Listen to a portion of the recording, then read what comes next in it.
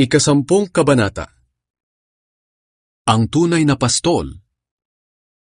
Nagsalita si Jesus sa pamamagitan ng paghahalintulad. Sinabi niya, "Sinasabi ko sa inyo ang totoo. Ang pumapasok sa kulungan ng mga tupa nang hindi dumadaan sa pintuan, kundi umaakyat sa pader ay magnanakaw at tulisan. Ngunit ang dumadaan sa pintuan ay ang pastol ng mga tupa. Pinapapasok siya ng tagapagbantay sa pintuan at kilala ng mga tupa ang boses niya. Tinatawag niya ang mga tupa sa kani-kanilang pangalan at inilalabas sa kulungan.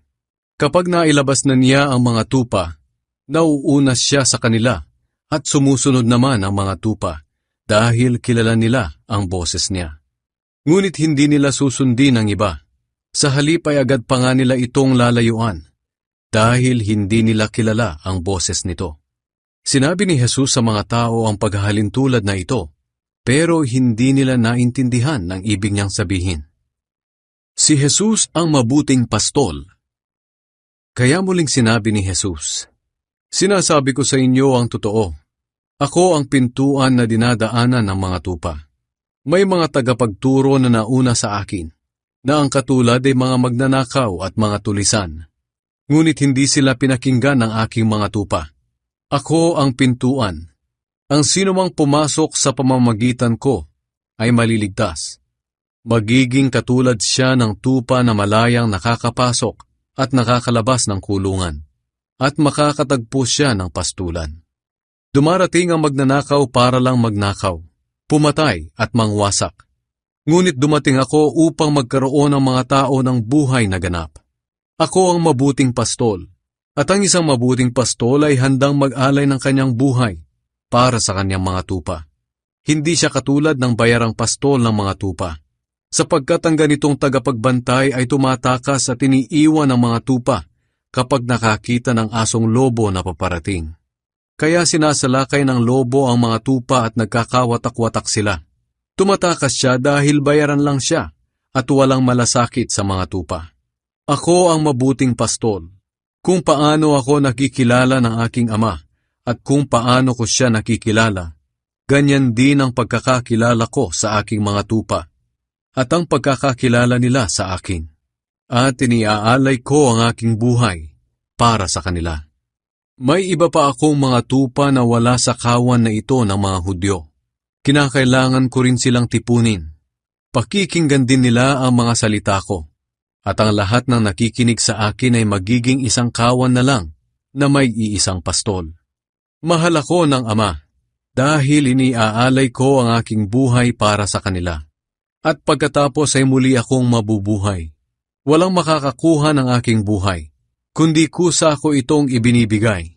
May kapangyarihan akong ibigay ito, at may kapangyarihan din akong bawiin ito. Sinabi ito ng aking Ama sa akin. Dahil sa sinabing ito ni Jesus, nagkaroon na naman ng pagtatalo ang mga Hudyo. Marami sa kanila ang nagsasabi, "Baliw siya at sinasaniban ng masamang espiritu. Bakit niyo siya pinapakinggan?" Pero sinabi naman ng iba, "Hindi makakapagturo ng ganyan ang sinasaniban ng masamang espiritu." At isa pa, paano siya makakapagpagaling ng bulag kung totoong sinasaniban nga siya? Itinakwil ng mga Hudyo si Jesus. Sumapit ang pagdiriwang ng pista ng pagtatalaga ng templo sa Jerusalem. Taglamig na noon at naglalakad si Jesus sa bahagi ng templo na kung tawagin ay balkonahe ni Solomon.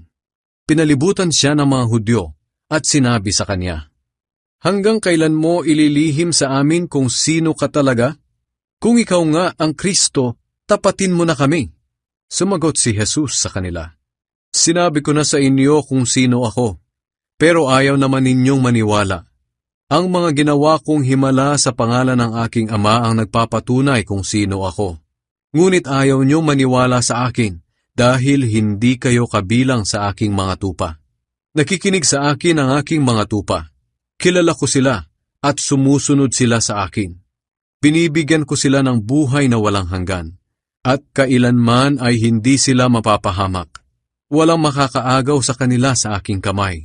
Ibinigay sila sa akin ng Ama na higit na makapangyarihan sa lahat. Walang makakaagaw sa kanila mula sa kamay ng aking Ama. Ako at ang Ama ay iisa. Nang marinig ito ng mga Hudyo, muli silang dumampot ng mga bato para batuhin siya. Pero sinabi sa kanila ni Jesus, "Ipinakita ko sa inyo ang maraming mabubuting gawa na ipinapagawa sa akin ng Ama. Alin sa mga ito ang dahilan kung bakit niyo ako babatuhin?" Sumagot sila, "Hindi ka namin babatuhin dahil sa mabubuti mong gawa, kundi dahil sa paglapastangan mo sa Diyos. Sapagkat sinasabi mong ikaw ay Diyos, gayong tao ka lang." Sumagot si Jesus, "Hindi ba't nakasulat sa kautusan na sinabi ng Diyos na kayo'y mga Diyos?